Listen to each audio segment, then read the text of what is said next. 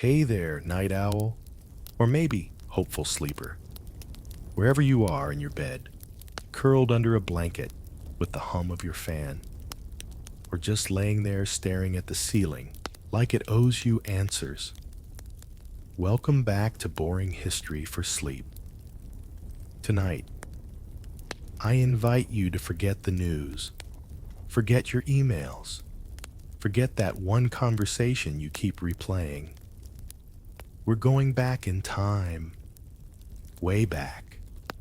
No dragons, no fairy tale castles, no heroic knights with suspiciously good teeth, just dust desperation. And the smell of sulfur. We're visiting a forgotten little corner of the Middle Ages, a place where men in stained robes muttered Latin spells while trying to turn lead into gold, where glowing potions simmered beside moldy bread crusts, and people genuinely believed that the secret to eternal life might be found at the bottom of a flask of mercury. Yes, tonight, we're diving into the strange, smoky world of medieval alchemy. But don't worry, you don't need to know chemistry. In fact, the less you know, the better. Because most alchemists didn't really know what they were doing either. They just had dreams, big ones, like, what if I could live forever? What if I could become divine? What if I could literally poop gold? Okay, maybe not that last one, but honestly, wouldn't put it past them. Now, before we begin, go ahead and get comfortable.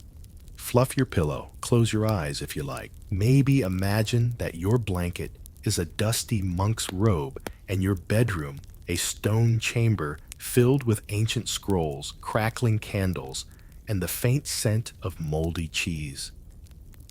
Let your mind wander for a moment through a cold, narrow corridor lit by flickering torchlight, past shelves lined with glass bottles, some empty, some oozing, some glowing, faintly green. You reach a wooden door, creaks like it's haunted by disappointment. Push it open, and welcome to the workshop. This is where tonight's journey begins. Alchemy, a word that tastes like ash and gold dust, wasn't just science. It wasn't magic either. It was both and neither. It was a dream, a fever, a desperate, beautiful, ridiculous attempt to understand the universe. Using broken tools and blind faith. And these alchemists, they were the original overthinkers. Locked away in candlelit cells, scribbling feverishly by moonlight, trying to turn common metals into something more than themselves, trying to turn themselves into something more than human. They had no lab safety goggles, no scientific method, no access to clean drinking water in most cases. Just hope, fire, and very poor decision-making skills. And yet somehow they left behind a legacy. Strange, half-deciphered manuscripts, symbols no one fully understands, legends of stones that could cure all disease, liquids that could grant immortality, and powders that could turn rusted nails into royal treasures. But here's a secret. Most of them never even came close. Instead, they burned their eyebrows off, poisoned themselves with mercury, exploded things that really shouldn't have been exploded, and occasionally got accused of witchcraft and thrown into pits. Yep, just another Tuesday in the 1300s. Still, they kept going. Why? Because the dream was worth it. Not just for gold, but for transformation of matter of mind, of spirit. Now, as you rest here in the warmth of your bed, listening to the soft rustle of words, drifting through your ears, I invite you to let go of your day, of your to-do list, of your modern worries and deadlines and screens. Let's drift together into the medieval night, a night thick with candle smoke and quiet prayers. Let's wander into the minds of those who dared to dream impossibly, who believed in the alchemy of change, even if they didn't have a clue what they were doing, because maybe, deep down, we're all trying to turn something leaden into something golden, even if it's just turning a bad day into a decent night's sleep. Next, we'll meet our first real alchemist.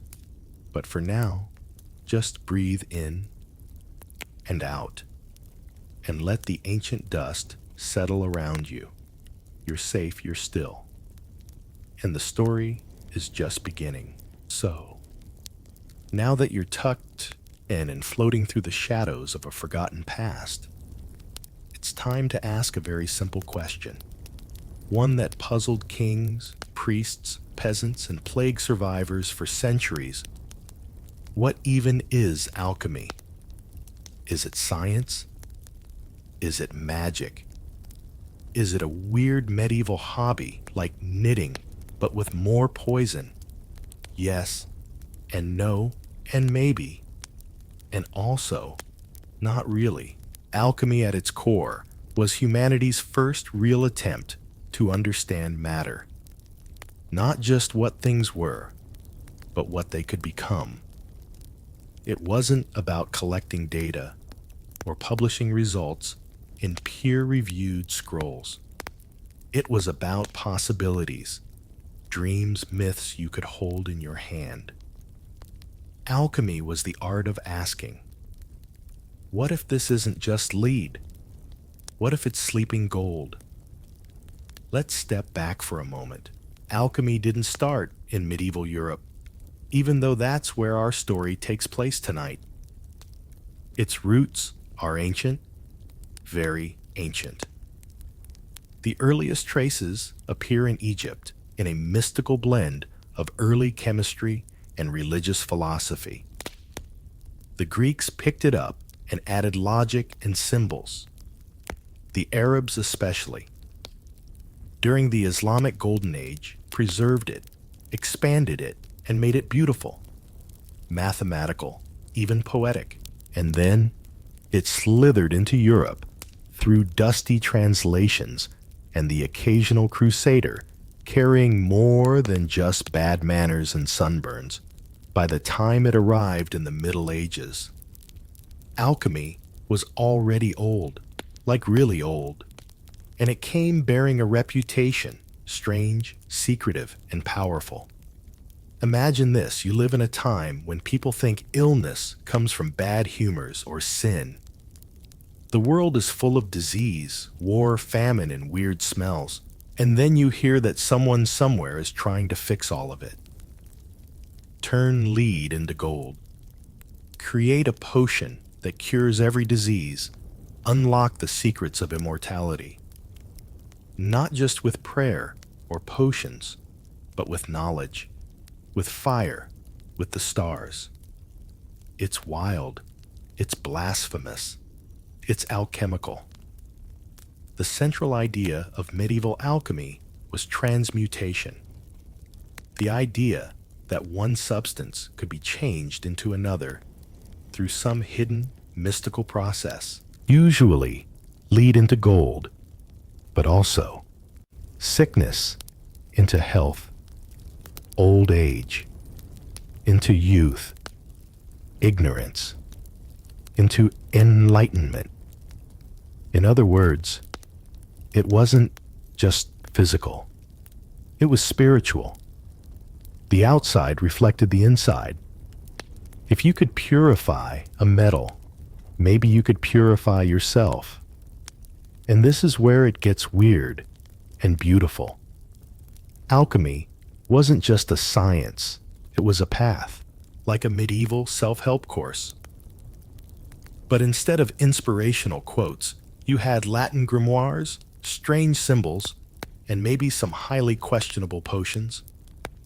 There were three main holy grails of alchemy: the Philosopher's Stone, a mysterious substance that could transmute base metals into gold and grant eternal life; the Elixir of Life, a drink that would cure all diseases and stop aging; the Magnum Opus, or Great Work, the ultimate spiritual and physical transformation. And completing the great work was no small thing. It wasn't just mixing ingredients. It was a psychological journey full of stages, symbolism, trials, and lots of, well, failure. A bit like trying to become a better person through Pinterest. Quotes. Except with more explosions. The journey of the Magnum Opus was divided into 4 stages: Negredo, the blackening decay; death, chaos, breaking down the self; albedo, the whitening purification, cleansing clarity; citrinitas, the yellowing, awakening insight, transformation; rubedo, the reddening completion, rebirth, perfection. Sounds like the stages of burnout, doesn't it? Except these alchemists wanted to go through it. They weren't just trying to change metals. They were trying to reach a higher truth, a cosmic harmony, a kind of medieval enlightenment with glass bottles and goat's blood. It's easy to mock now, but pause for a moment. In a world without antibiotics, without microscopes, without Netflix, wouldn't you chase something beautiful too? Alchemy gave people hope. Hope that suffering could be transformed, that ugliness had purpose, that rot could give birth to roses. And it wasn't just about success. Most alchemists never made gold, never cured death, never found that elusive philosopher's stone.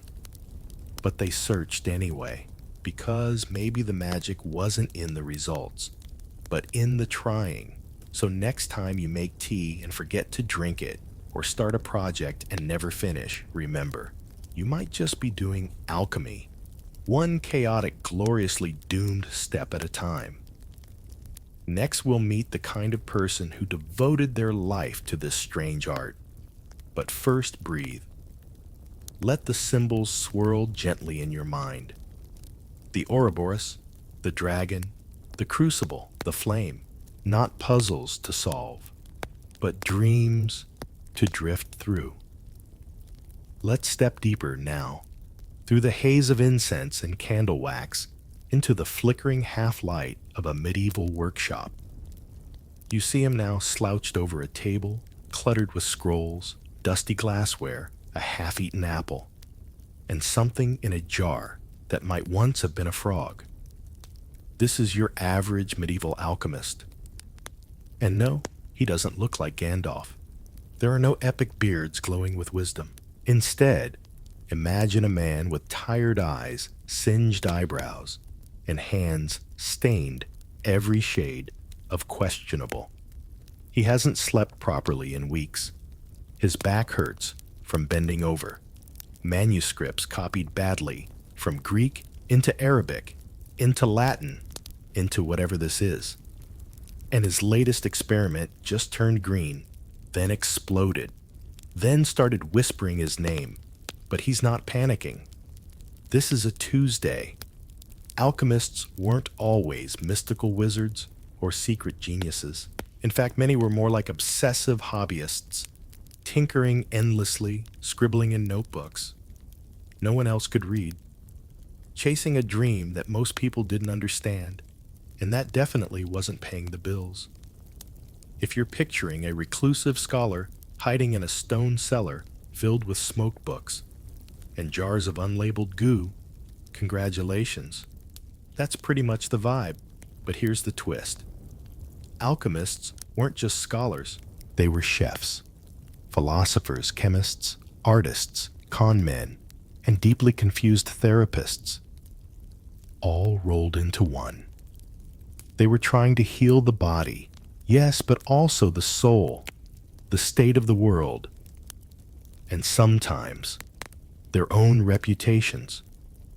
You could find them in monasteries, castle basements, apothecary shops, or traveling between towns, selling miracle cures that didn't quite work, but did smell very strong.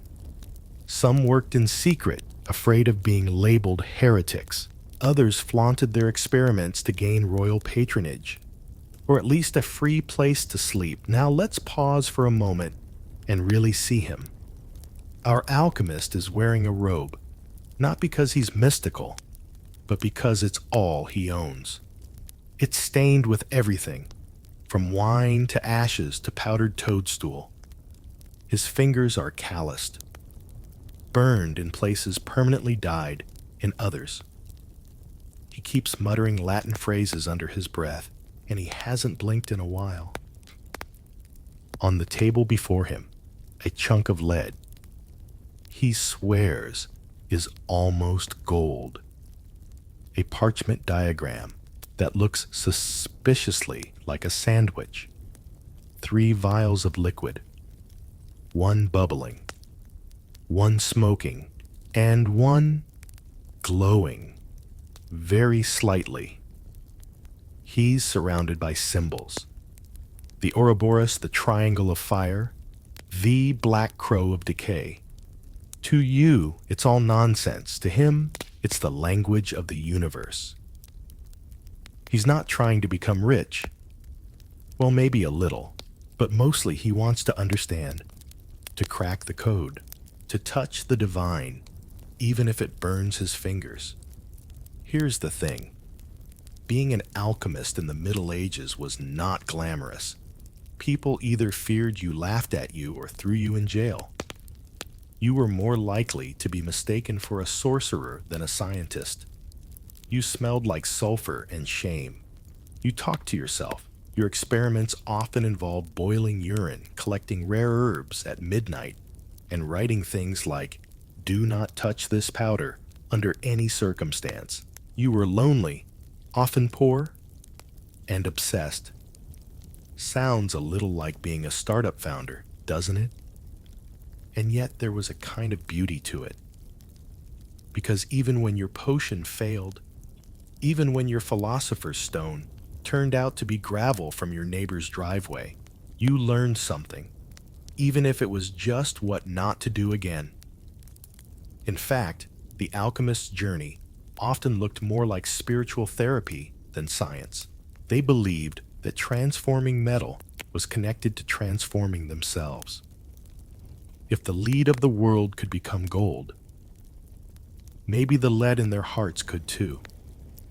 And this, dear listener, is why it's so important to meet these strange figures with compassion. They weren't always right. They weren't always sane, but they were trying desperately to make sense of the chaos around them. In a world filled with plague, war, starvation, and theological dread, alchemy was one of the few places where someone could ask, what if we can change things?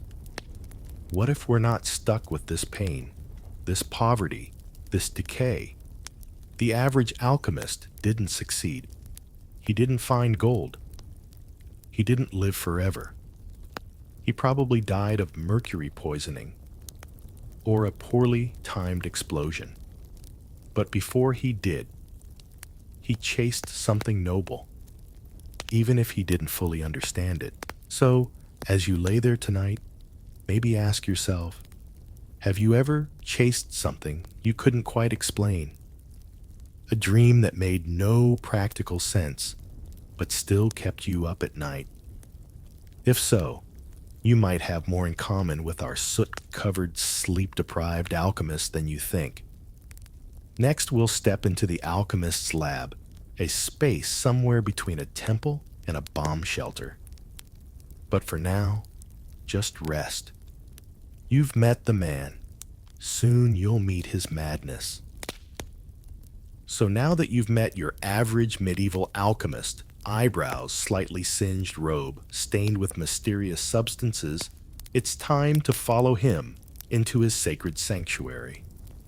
Welcome to the alchemical lab. And by lab, I don't mean some pristine, sterile chamber with polished instruments and safety goggles. No, no. This place is more like a chaotic broom closet, married a haunted greenhouse, then exploded. You duck through a low archway.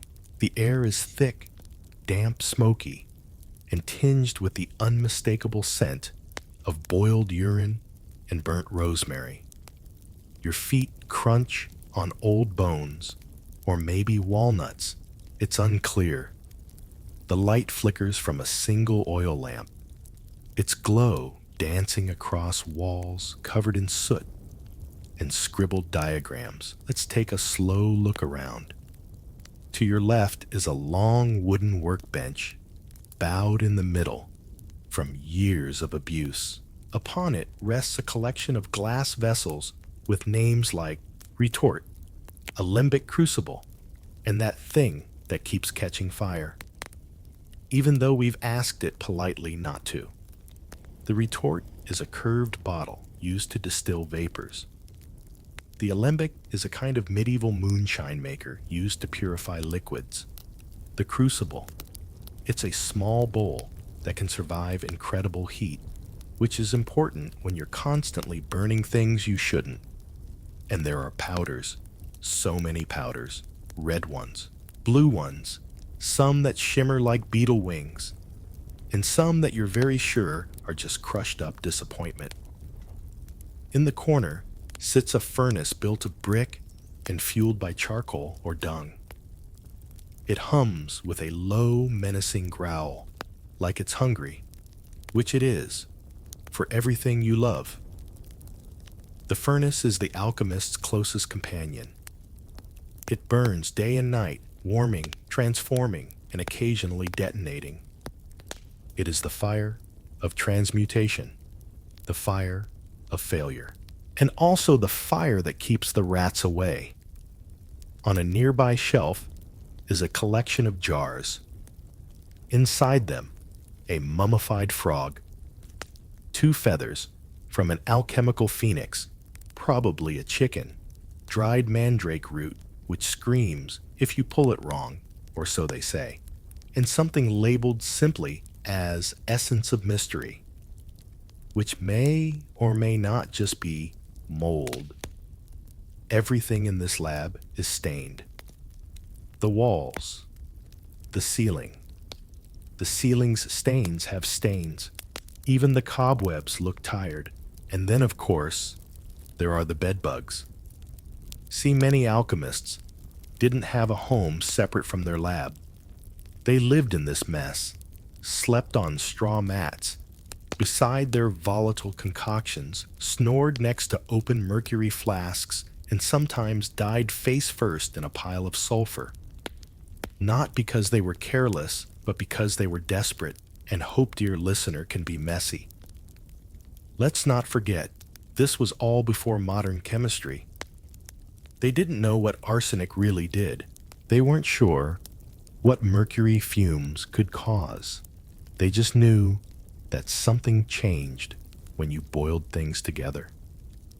Sometimes into gold, other time into tumors. You might be thinking, why didn't they just clean up, label things, wear gloves? Because, dear friend, they had no idea what they were doing, but they believed. And belief, fueled by isolation, ambition, and an unhealthy amount of lead exposure, is a powerful thing. The lab wasn't just a space. It was a stage for transformation, madness, and miracle.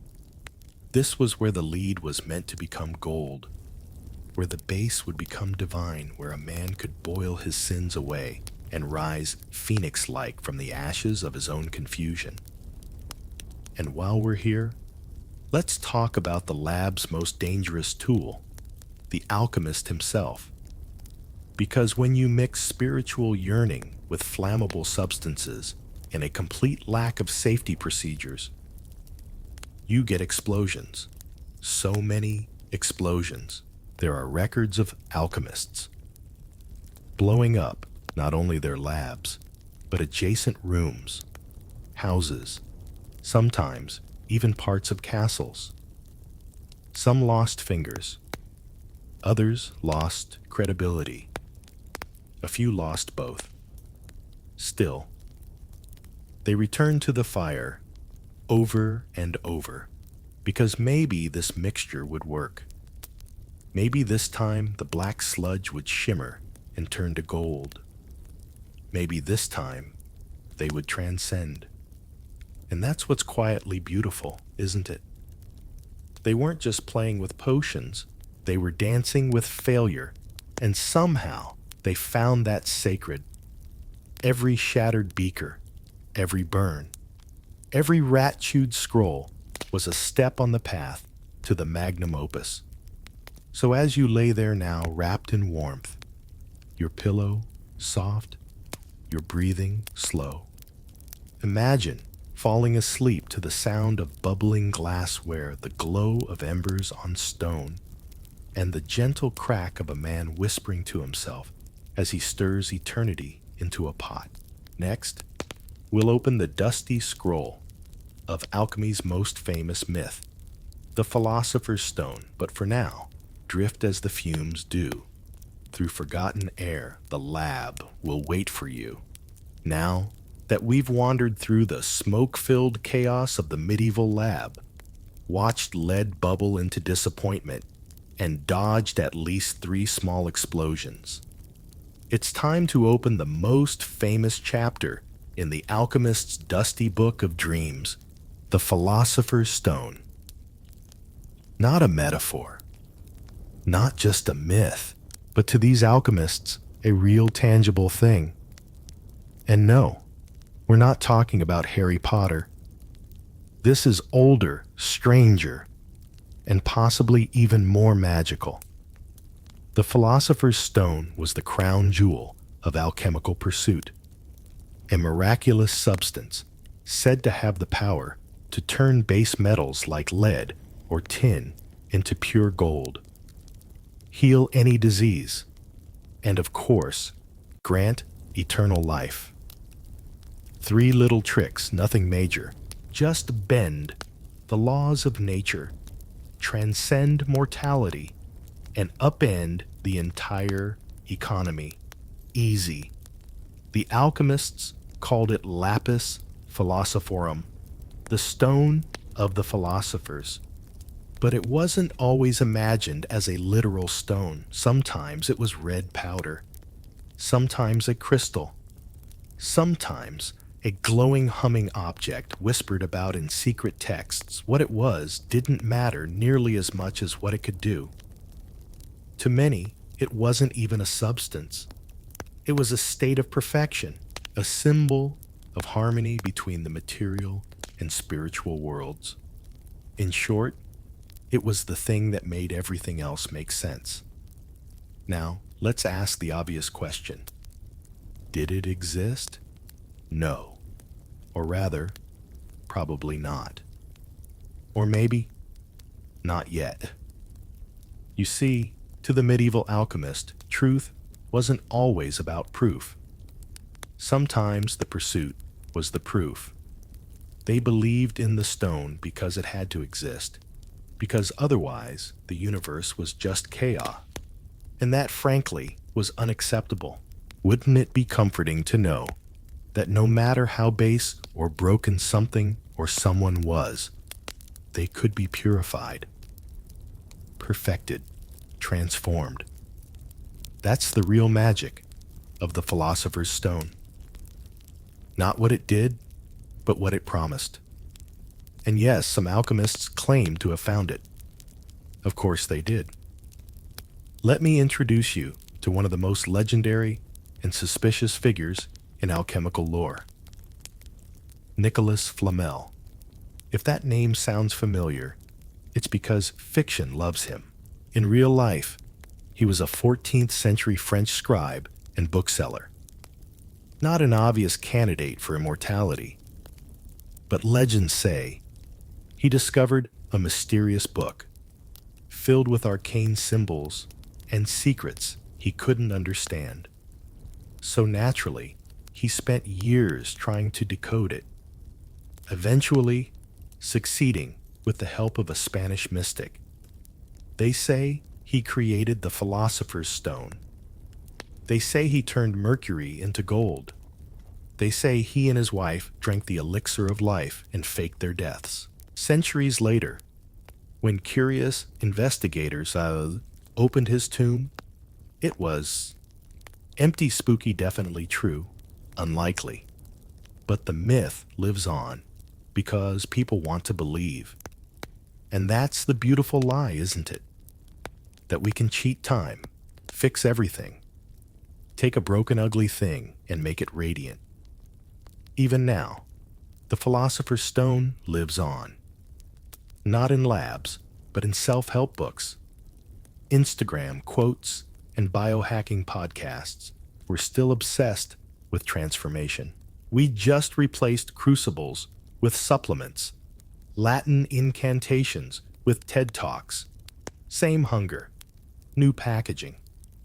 Let's return now to our alchemist. Imagine him again, bent over his table by candlelight. Outside, the wind howls against the stone walls. Inside, he whispers prayers to metals, watches powders change color, and hopes that this mixture will finally do it. He doesn't want gold. Not really. He wants certainty. He wants a sign that his suffering means something, that all this confusion and chaos might end in clarity. In light, that's what the stone represented. A promise that things could be better, that there was order behind the madness. And in the silence of his lab, when the fire is low and the world is quiet, he imagines holding it in his palm. It's warm. It glows faintly red like a coal that never cools. It hums not with sound, but with understanding. And in that moment, he knows that even if he never finds it, the search has already changed him. Because maybe that's the secret no one wrote down. Maybe the Philosopher's Stone isn't something you make. Maybe it's something you become. Next, we'll meet some of the strangest characters in alchemy's long and fevered history. But for now, drift softly and imagine the glow of the stone warming your hands. Now that the glow of the Philosopher's Stone has faded gently into your imagination and your breath has slowed with the weight of ancient dreams, it's time for a little fun. Well, medieval fun, which usually involves poisoning exile and explosions. But don't worry, we'll keep it sleepy. Let's take a dreamy stroll through alchemy's greatest and weirdest moments. Because while most alchemists lived in quiet obscurity, a few of them made history and occasionally made a mess of it. First up, Paracelsus. Yes, that's his nickname. His full name was Theophrastus Philippus Aurelius Bombastus von Hohenheim. You can just call him Paracelsus or Bombastus if you're feeling bold. Born in 1493, Paracelsus was a rebellious Swiss physician who basically told the entire medical establishment, "You're all wrong, and I can prove it with fire." He rejected the old belief in balancing the four humors and instead embraced chemical medicine. Yes, he gave people metals as medicine. Mercury, good for syphilis. Sulfur, a sacred symbol of transformation. Lead, maybe not. But he definitely tried it. Paracelsus was half doctor, half alchemist, and 100% chaos. He carried a sword, allegedly filled with medicine, set medical textbooks on fire during lectures, and once declared, "I do not need to read. I carry the truth within me." Iconic, unhinged, and possibly glowing from internal mercury exposure. Next, Roger Bacon. Not related to breakfast. Roger Bacon was a 13th century English monk who loved two things, God and explosions. He believed science and faith were compatible, that understanding the natural world brought you closer to the divine. He was fascinated by light lenses and the secrets of matter, and he may have accidentally invented gunpowder. Oops. He wrote about alchemy in code, using riddles and obscure symbols. Not because he was trying to be dramatic, but because people burned books. And people, if you got too close to the truth, Roger's writings hinted at future inventions, flying machines, microscopes, even telescopes. He was a man centuries ahead of his time, which probably explains why he kept getting locked in monastic prisons.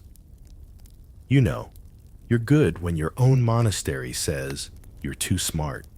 Please stop. Now meet John Dee. Imagine if your local librarian also claimed to speak with angels and advise queens.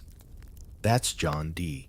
He was a 16th century English mathematician, astrologer, navigator, and part-time alchemist. He served as an advisor to Queen Elizabeth I and may or may not have used crystal balls and scrying mirrors to talk to higher beings. Dee believed that knowledge was divine. He collected thousands of books, built one of the largest libraries in England, and explored the mystical language of angels Enochian with his assistant, Edward Kelly, who was probably a scammer with great hair. Dee claimed to summon spirits, decipher sacred alphabets, and receive visions from beyond. Did it work? No one knows. But his diaries are filled with such detailed transcripts, it's hard not to believe he believed. And sometimes, that's the most dangerous magic of all. And of course, we can't forget the people who drank mercury. Yes, you heard right.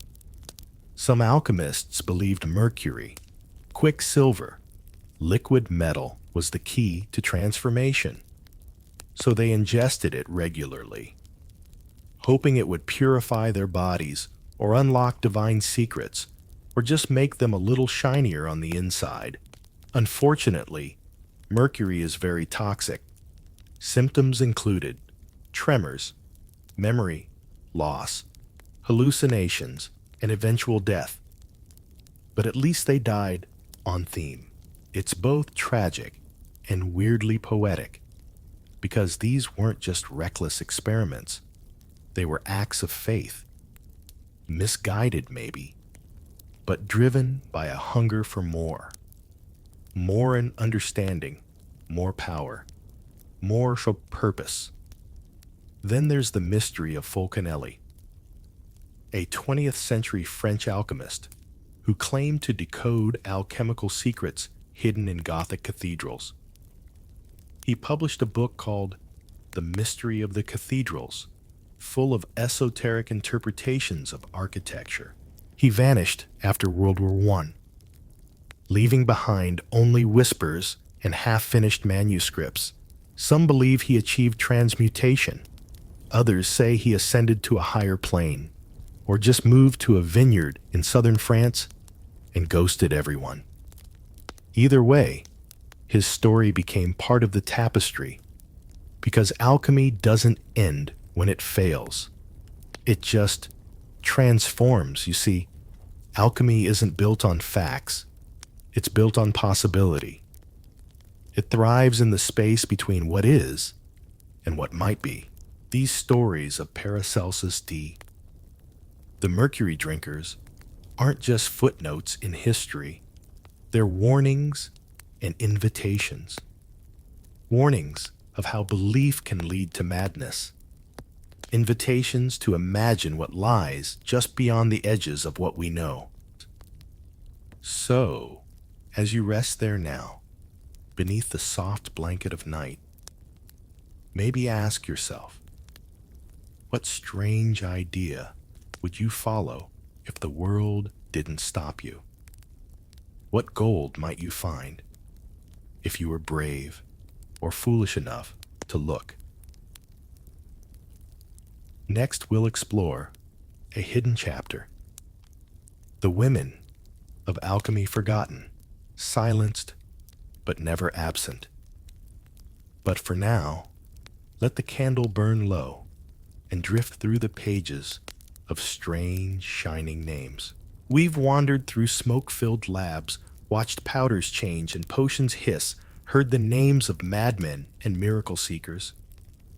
But one thing's been quietly missing. Where were the women you've noticed it, haven't you?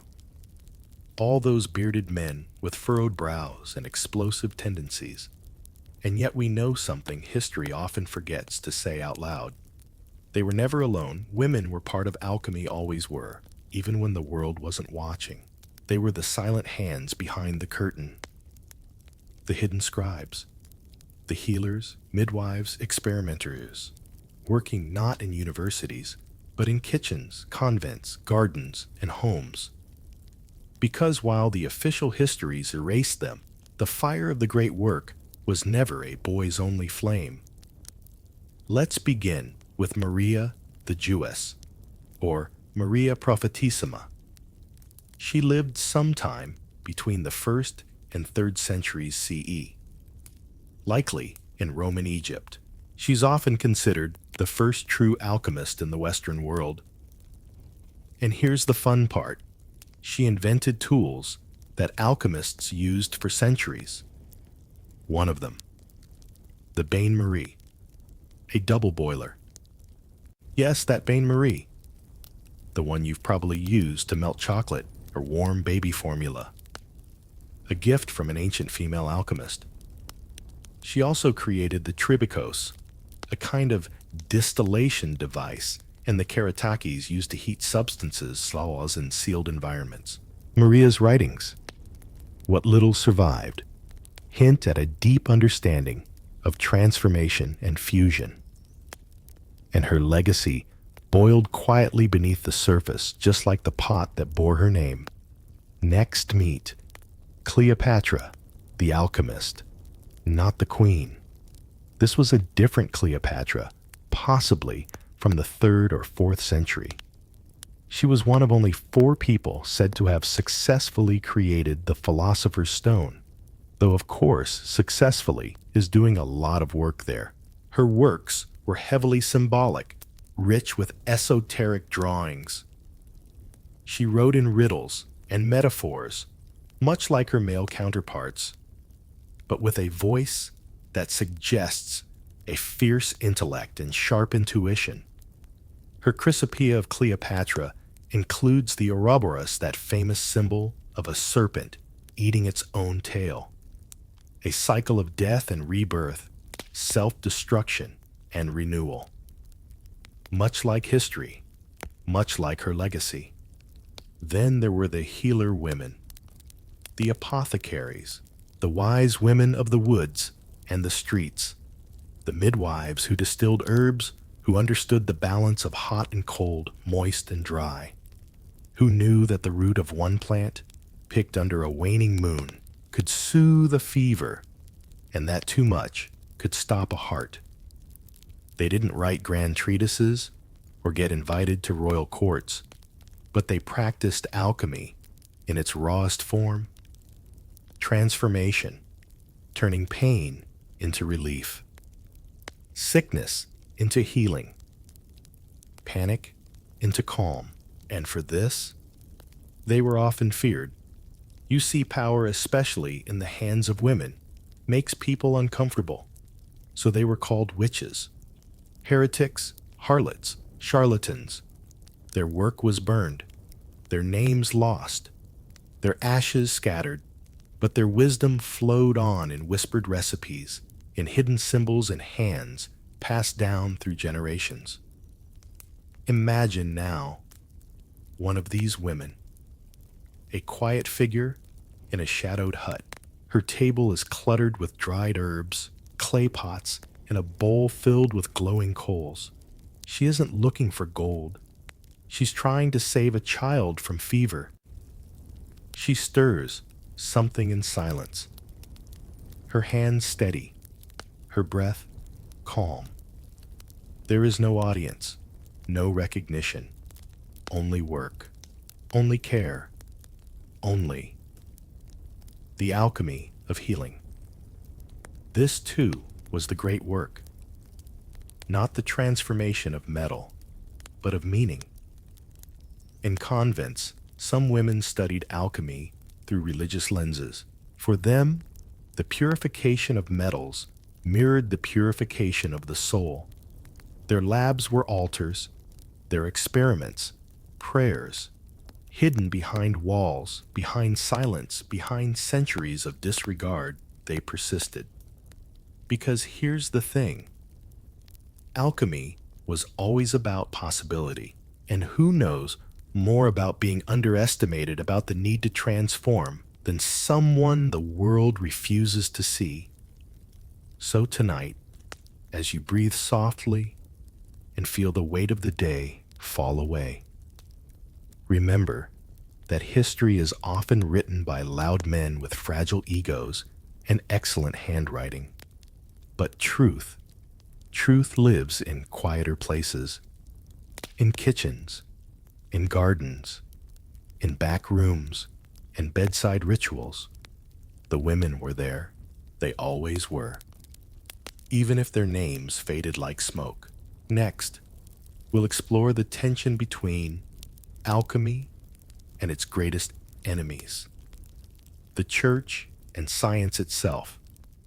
But for now, sleep deeply, knowing that even in the forgotten corners of history, there were hands shaping gold from shadow. Now, dear listener, as you lie nestled beneath your blankets with the hum of ancient whispers curling gently around you, it's time to enter the most precarious part of our journey, because while alchemists were busy boiling hope, decoding symbols, and sipping mercury tea, they were also being watched by the church, and later by something even more dangerous. Reason? Let's talk about the church first. In the medieval world, religion wasn't just personal. It was law, science, government, and Google, all rolled into one. Everything you believed about the world had to pass through a theological filter. So imagine how unsettling it must have been to see a wild-eyed alchemist claiming he could transform things, turn lead into gold, cure death, live forever. These weren't just party tricks. These were divine privileges. And if God hadn't granted them, well, who did? That's where the trouble began. Alchemy flirted constantly with heresy, not because it intended to, but because its ambitions were too grand, too strange. The church approved of some parts of alchemy, especially the ones that leaned into spiritual symbolism, purifying metals as a metaphor for purifying the soul. Lovely transmutation as a path toward understanding God's perfection. Even better. But once you started bottling that symbolism, once you tried to actually create the elixir of life, well, then you had a problem. Because now, you weren't just admiring the divine, you were trying to become it. And that made you dangerous. Some alchemists were imprisoned. Others were burned. Many simply vanished, either into hiding or into history. But still, the dream persisted. because no fire, no decree can kill curiosity. Then came a new force. Feed sharp, relentless science. The scientific revolution began to sweep across Europe in the 16th and 17th centuries like a brisk wind through a musty old library. Suddenly, questions weren't answered by angels or allegories, but by telescopes and formulas. The universe wasn't a mystery to revere. It was a machine to understand. Alchemy, with all its symbols and secrets, began to look quaint, even silly. Out went mystical diagrams, in came microscopes and lab notebooks, gone were dragons and crows, and blackening phases replaced by acids, equations, and peer review. It wasn't a clean break, more like a slow, painful divorce. And like any messy separation, there were some confusing overlaps. Take Isaac Newton, for example. Yes, that Isaac Newton. The apple guy, gravity, calculus. The man who defined modern physics. He also wrote hundreds of pages on alchemy, secret pages he never published. He believed in the philosopher's stone, studied ancient symbols, even tried to decode the end of the world using biblical timelines and astrological alignments. So was he a scientist or an alchemist? The answer is yes, because for a while, the line between the two was blurred, and some of history's greatest minds stood right on that line, peering into both the mystical and the mechanical. But eventually science won the spotlight. Alchemy was pushed into the shadows, labeled as pseudoscience, laughed at, forgotten. And maybe that's fair. Alchemy was often wrong. It was messy, obsessed with impossible goals based on symbols instead of substance. But here's the thing. Alchemy asked questions that science often forgot to. Why do we suffer? What does it mean to transform? Can the soul be healed like the body? Can broken things, people, metals, hearts be made whole again? And those aren't questions science is built to answer, but they are questions that haunt us still. Tonight, as you breathe softly in the dark, know this. The alchemists weren't fools. They were searchers, hungry for meaning in a world that offered little comfort. Yes, they drank mercury. Yes, they exploded things. Yes, they sometimes smelled terrible and named their cats after planets. But they also believed in something astonishing, that the world could be changed, that we could be changed. And isn't that a dream worth dreaming? Even if the church scowled, even if reason rolled its eyes, even if no one ever found the stone, the work was still holy. Next, we'll drift into the twilight of alchemy, its slow decline and what was lost when its flame dimmed. But for now, rest in this in-between, between faith and fact, between hope and history. The fire burns lower now. The bottles are quiet. The scrolls, curled and dusty, whisper no more. We've wandered through the wild beauty of alchemy, its labs and legends, its explosions and dreams. But now, it's time to talk about something quieter, the death of it all, or perhaps just its transformation. Alchemy didn't vanish overnight. There was no single moment when someone stood up and declared, "That's it, enough gold hunting. We're moving on to real science." No. The death of alchemy was a slow creaking affair, like an old door that stops being opened until one day it simply forgets how to swing. By the late 17th and early 18th centuries, the world had changed. The printing press had exploded knowledge across Europe. The microscope had revealed that unseen worlds weren't spiritual, but biological. The thermometer, the barometer, the balance scale all arrived. These weren't mystical tools. They didn't glow red in candlelight. They didn't whisper secrets or respond to planetary alignments. They just worked. Science was gaining momentum. And with it came new ideas. That knowledge should be testable, repeatable. That truth should be stripped of symbols and weighed like silver on a scale. Suddenly, alchemy looked like a grand old superstition. Romantic, yes, but unreliable. There's a sadness to it, isn't there?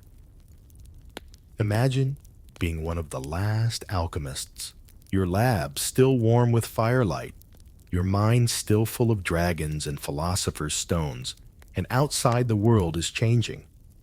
No one asks about the great work anymore. They want data proof. They want to measure the world, not transform it. Your scrolls are relics. Your symbols, nonsense. Your life's work, dismissed as folly. You look around at your bottles, your carefully labeled powders, your fading notes, written in half Latin, half prayer, and realize the world has moved on, and it didn't take you with it. The enlightenment arrives like a cold dawn, bright, sharp, but missing some of the warmth of candlelight. Alchemy is replaced by chemistry. Its spirit is dissected, its language corrected, its faith stripped away. And yet, even as it died, alchemy left fingerprints. The first chemists were alchemists. They took the furnaces and retorts, the flasks and crucibles, and used them to make real discoveries. They isolated elements. They mapped atomic behavior. They created vaccines, dyes, medicines. Alchemy had failed in its goals, but succeeded in its tools. It taught people how to think, how to observe, how to try again. Even its symbols linger. The Ouroboros, the serpent eating its own tail, still appears in psychology, in art, in dreams, a symbol of cycles, endings, and rebirths. Alchemy didn't disappear. It evolved. It shed its old skin. It became something else. Still, there's a kind of grief in its passing. Because when alchemy died, we lost something unmeasurable. We lost the poetry, the mystery, the willingness to believe that the world might be more than what it appears. Alchemy told us that lead could become gold, but also that suffering could become wisdom, that decay could become rebirth,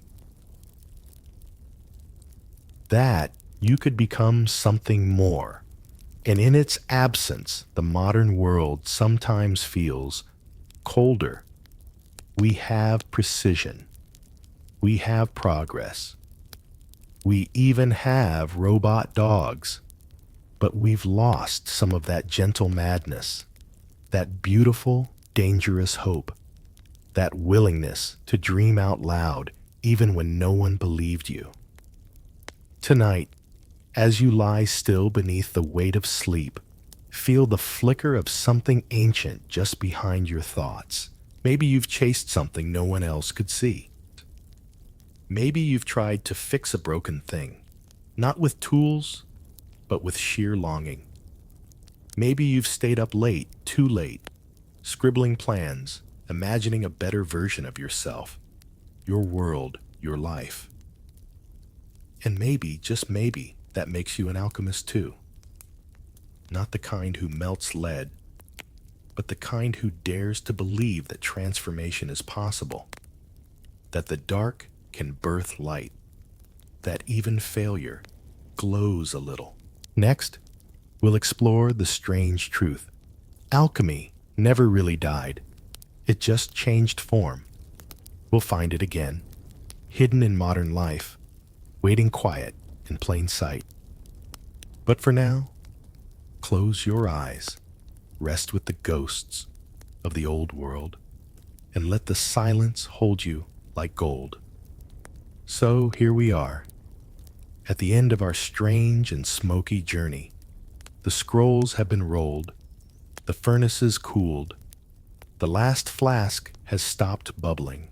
And yet, as the old world fades behind us, a gentle question remains, floating like mist. Did alchemy ever really disappear? Or did it just change clothes? Let's take a quiet look around.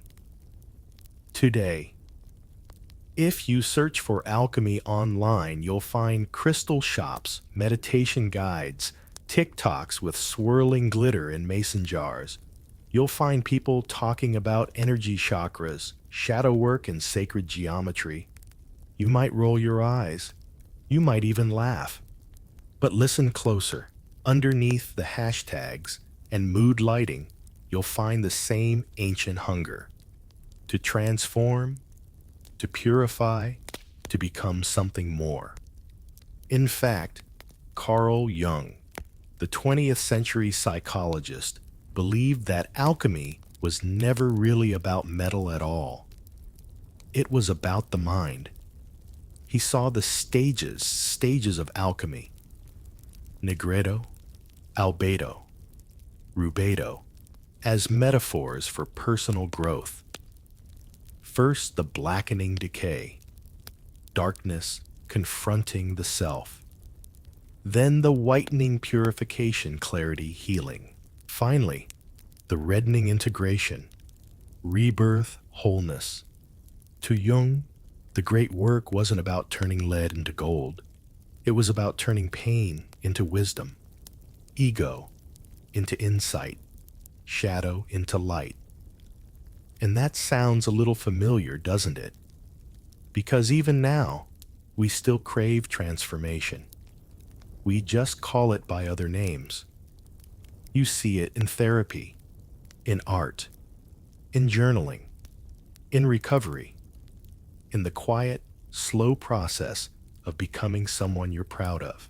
You see it in people who leave toxic jobs, toxic lovers, toxic cities who start over, who burn down what isn't working so something new can grow. Modern alchemy doesn't happen in stone labs.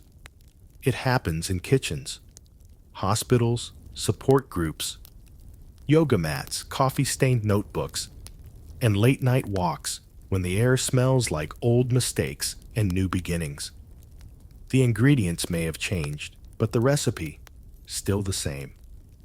Take something ordinary, something broken, something overlooked, and through patience, fire, and maybe a little magic, make it shine. Even in the world of science, alchemy's ghost lingers. Biochemists and molecular engineers now do things that would have made medieval alchemists faint from excitement. We can edit DNA, grow meat without animals, reprogram immune systems. We haven't found the Philosopher's Stone, but we're making gold out of information. And sometimes, even curing death a little bit at a time.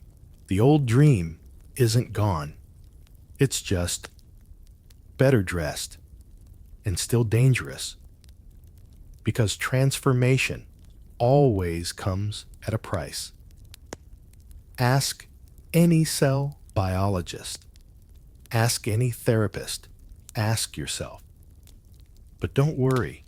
This isn't a cautionary tale. It's an invitation to see the world not just for what it is, but for what it might become. To treat your thoughts like metals, Your emotions like tinctures, your failures like ingredients, to stir, to wait, to trust. Because alchemy isn't gone. It's just quieter now. It lives in the way you forgive someone who doesn't deserve it, in the way you get back up after collapsing, in the way you whisper, maybe when life says never. Every time you say, I think I can change, you're practicing alchemy, not loud, not showy, but real. So tonight, as your breath deepens and the darkness wraps around you like an old velvet robe, know this. You've just completed your own magnum opus, not by turning lead into gold, but by sitting with stillness, by listening, by letting your mind wander through forgotten rooms. You've stepped into the fire of a long-dead art and found that the embers still glow. In you so, sleep now. Gentle alchemist. The work continues, quietly, slowly in dreams. And if when you wake, you feel just a little different, well, maybe that's the gold. Sleep well, dream strangely, and remember you are the vessel.